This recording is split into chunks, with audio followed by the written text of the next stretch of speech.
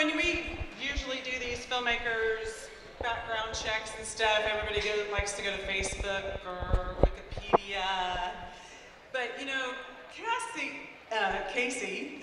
It's spelled funny, it's not her fault. No, I'm notorious for mispronouncing everything. But Casey has her own website, and she has an impressive resume. She has some stuff in here like,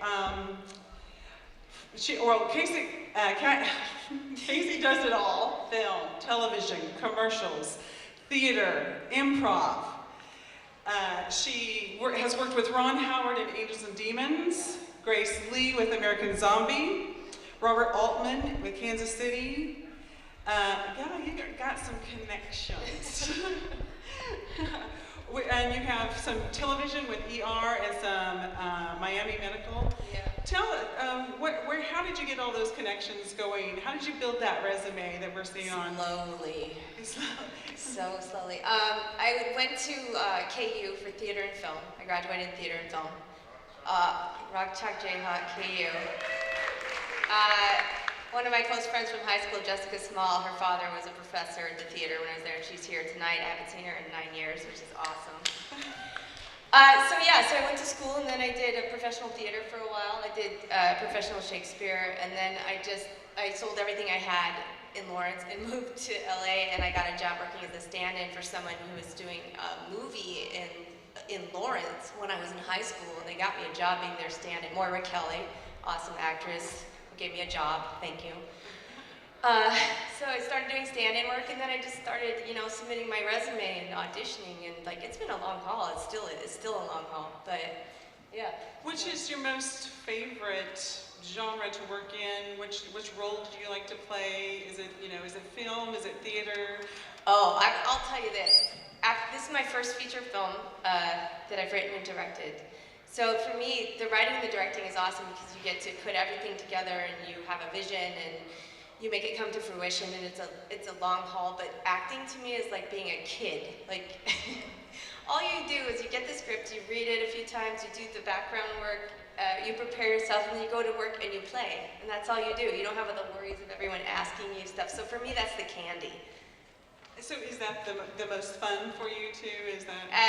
Not necessarily, because I like the hard fun of directing. I think writing and directing are my favorite, but acting is probably the easiest. The easiest, and then the others are more challenging, so maybe a little more fulfilling. Yeah, and a different. Okay, yeah, we know that you did the University of Kansas Film School, but I saw on this impressive resume at caseybrown.com that you can look it up. It's really impressive. It's not a great website, sorry. No, it's a great resume, is what that is. It says that you also went to UCLA EMT. Yes, yeah. Are you a emergency medical tech? Yes. So, as a first-time filmmaker, independent filmmaker, I have a day job. I used to work for an ambulance company in Los Angeles. I was actually pre-med at KU before I switched to theater and film because I couldn't handle the dry people around me any longer. And then when I went to LA, I knew I'd need another job. So I got a job working for an ambulance company. And now I work as a set medic, so I do emergency medicine on TV and film as my day job. So if there was any emergency on the set, it was, Yeah, and when there's not, I'm writing my screenplays, so if someone comes up to me, I'm like, if I have a good line going, I'm like, are you bleeding? Are you bleeding? Or do you just want me to pull out an invisible splinter because you want attention? That's pretty impressive. Okay, and you collaborated with Brandon Walter on Doggy, and you formed a company called Buzzword Films. Buzzworm, yes. Buzzworm, It's okay, I know. That's what. Can you tell us about that collaboration? Okay. Is it 50-50? Do you do it all? No, it's yes, 50-50 all the way. He and Brandon Walter, the guy who plays my husband in the movie, who's not my husband in real life, he and I met doing improv at Upright Citizens Brigade in Los Angeles, and we just hit it off right away, and we started writing together, and we did a sketch comedy show for 3 years on the internet called Mother Approved at motherapprovedcomedy.com. And we started getting on the front page of Funny or Die and Adam.com and all these other comedy sites, and going to festivals with it, and so that ran its course over 3 years, and we were finally like, we need to do our first feature, because we'd both written features before, and then we'd written one together, and we said, let's go for it, let's make your own. So yeah. Is the web series something that people can go to now to watch Mother Approved? Yes, it's still up. It's still up, so we can get there by going to motherapprovedcomedy.com. So I think that's it's worth a check there. out on there. Okay. It won a lot of acclaim and other things like that. Okay. Casey had some help with this film, Kansas Connection help, and why don't you tell us about how you collaborate with some people in Kansas for this? Okay, so I wanted to make a couple of people stand up, whether they want to or not, because when you make a feature film and it's independent, you have to call on everyone in your life. So if you get a business card, you keep it for 10 years and you call that person. Because if you have a good rapport with them, they'll help you. And that's how I got a lot of the locations that I did and things like that. So thank you, Facebook and my sister, because I met a couple people through Facebook and my sister that were integral to getting this film done. And one was Andy Matlock, stand up. Andy, okay, so when you make an independent film, you have to get a lot of music together and you don't have any money for it. So you look for talented artists that could perhaps provide you a song or write a song for you. And Andy wrote a song for us that was really hard for us to find and would have been extremely expensive. We had this Tamia song that we were using as a temporary track that we called them and they're like, we want $50,000. We know she's not in the top whatever anymore, but I'm like, what are you talking about? Like, that's our budget. Are you crazy? So I said, Andy, can you write this song? And he's like, I don't know. And then he kept coming up with stuff and I'm like, this is awesome. He's like, I don't know. I'm like, no, it's right. And then he ended up calling it music for white people to dance to, which is so apropos for the dance party at the Harmon home. So I want to thank him for that. And then Heather Kearns, who is our creative image director, all of the really cool, we're really grassroots, so for our marketing we try and come up with cool stuff with Layla in every festival market that we go to. So like for Kansas, she did Yorkies of the Corn, and like she and I collaborate on the ideas, and then she's got the Photoshop skills. She puts Layla in all these funny situations.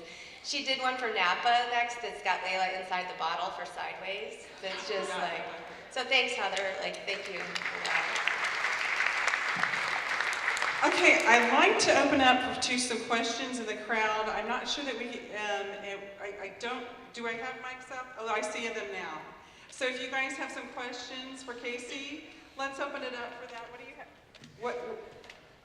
I can't see anybody at all. Can you guys see? Raise your hand, stand up. Stand up's best, probably. Do you have, where are we? Right there? How long was the production time for the movie? Like the timeline for the movie? We scheduled 18 days to shoot. We did 6-day weeks. However, we needed more than that. So we ended up with, I think, 24 days total with pickups. I also want to thank, I'm sorry, I forgot something. I need to thank Adrienne Zodke. She's from Wichita. She's one of my producers. She couldn't make it because she has a new baby, but without her, I couldn't have made this, and her family's here, I think, somewhere there. Okay, cool. So Adrienne and us thought we could do it in 18 and needed some more days, so like 24. And at any time, you can stand up if you have a question, too. If you have one out there. Hi. Hi. I'm wondering, did you write an entire script and then follow it, or did you write a script and ad-lib it, or how did the process go? We wrote the entire, Brandon and I are firm believers in, for indie film to have a complete script when you start. Because I think a lot of people have the tools they need to make movies nowadays, but they don't necessarily finish the script before they start. So that's really important to us. So we worked for 6 months on the script before we shot it. But we also are from an improv background, so in the limited amount of time that we had, we did allow the actors to play around with it, but normally we ended up going back to the actual script. Yeah. Another question? Over here. Over here. Right here. Hi. Was the dog a professional acting dog? No. No. The dog in the movie is my actual dog. Oh, you're kidding. Yeah, Layla, and she's 11 years old. I trained her for 1.5 years to do the stuff she does in the movie that's hard, and the rest of it we wrote as a prop because we knew that it's difficult to work with animals in film, so we made sure that she was more of a prop, like Raising Arizona, like the baby's kind of a prop in the movie that everyone wants. One more question. So what was the inspiration? What brought out this whole dogs as children idea? Okay. The inspiration was I had a dog sitter named Jill, also in real life. Yeah, and she used to take Layla to the movies and to her waxing appointments and to lunch dates with friends. And she would videotape it, and then she would send it to me, and she'd say, "Look, I'm with my BFF." And then she started bringing Layla home later, and later, and later, and it got dark. And Brandon, I was talking to him on the phone, he goes, "What if she just doesn't bring your dog back?" And so it was that, along with LA dog culture. It's a $56 billion business now in the United States in metropolitan areas to treat your dog like a baby. And what I mean by that is there's a store in every corner with a stroller for dogs and a baby Bjorn. That dog Bjorn I'm wearing in the movie is a dog Bjorn. It's not a baby Bjorn. They make them for dogs. The baby clothes, and it's a thing now. It's like their starter babies or empty nesters are replacing their children that go to college with dog babies. I don't know what's happening. What's happening? Is there another question out there? I'm sorry. We know how you got 2 of the actors, but how did you cast the rest of the people in the movie? Adrienne Zotke and Rebecca Hugh, my 2 producers, put an ad in Actors Access, and we allowed people that didn't have agents and people that did have agents to submit themselves for the roles. And then Brandon and I and Adrienne and Rebecca all sat through every audition. For Jill, Brandon and I saw her tape on Actors Access, and we knew immediately that we wanted her. And then we had to fight with our producers because they were doing their job, which is to make sure that we hire famous people so that we can get distribution. However, all the famous people that were offered to us didn't feel right. So we went with our gut and we picked Jill, to Shayna Borsban, the actress, just because she felt right. That was brave too, because most people are going to make that other decision. Well, yeah, it is hard, but it's our first film, so we can make those kind of decisions because we're not owned by a studio yet. Yet.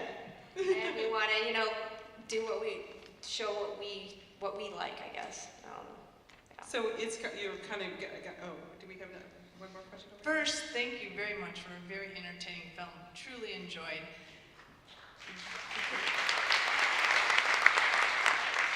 But I must tell you, your promotional flyer got me today. Kudos to the flyer. So my question specifically is, who was the brainstorm behind the flyer? Because I knew I was going to be spending the whole weekend downtown. I knew the Lux was also a residential building, so I copied down that information before I even knew it was a flyer for the movie, so kudos. Thank you, yes. I thought of that because I was with Layla at a dog park and I saw these missing dog posters and I was like, well, what if we do it for the movie? But I didn't want people to really worry, so we took it a little over the top with the amount of the money and the ridiculous things that the dog likes, but it's enough that people stop and they stare, and especially in smaller places, it really kind of generates some buzz, because we don't have a marketing team, it's kind of important to find that niche or that thing that'll get you noticed. So for us, it was dog lovers and missing dogs is a thing. So like when we did Julie in Dubuque International in Dubuque, Iowa, we had them, it's a really small place, we had them all over the main street, and then people from another town came to the screening and they're like, I heard about this missing dog, and like this whole, so it's kind of a fun thing that we can do ourselves with little footwork. So you talked about that, the Week Festival. What other festivals or what number of festivals have you been in? 13. 13 festivals, all right. Yeah, we won 8 festivals, which is awesome. Yeah, it feels good because when you keep pursuing something that you really love with your own money and time and energy apart from your day job, and you're losing your lover and your wife and your husband over it, it feels good to have some sort of like, Right. So, you know. so does this mean you have the bug and you have another project online? Yes. Yeah, we have another film we're doing a polish on the 3rd draft of it that we're going to seek financing for very soon. Looking Yeah. forward to Yeah. something like that. Yeah. I think did we have another question for that? I was kind of, okay. Ask me anything. Okay. Was it weird to be have a naked on question? set? Yes. Do you have? He has one. Are you really afraid of babies? Wait, I heard 2 things. Are you really afraid of babies? No, I'm not, because I'm an EMT, so I have to treat them, so that would be kind of... and, How did you get such great abs? oh, the Insanity program. Have you guys seen that on late night TV? With Sean T? Anyone? It's horrible. But there's a great incentive if you have to be naked in front of your crew, so I did that for 2 months. Yeah, Yeah. torture. Yeah. Yeah. Well, it is so exciting to have Maybe the Casey. Insanity program will give me money next time. Oh, that's a great idea. You should be promoting it do a poster. Yeah. Push it and plant it all around Dubuque. We are so happy that Casey was with us here today, Yeah. this whole festival, and thank you so much for Thanks coming. for coming in my movie, guys. So, I hope there's another film yet tonight, Ladies of the House. A lesbian stripper cannibal. Is Oh, I the- thought it was a vampire. No, I think it's I don't know. cannibal. I don't know. Cannibals, vampires, real close. So, we're going to clear the theater and then we'll move out. And there should be the ballots out there, so make sure you make your voting as you go out. They're going to hand them to you, and then they'll take them in the lobby.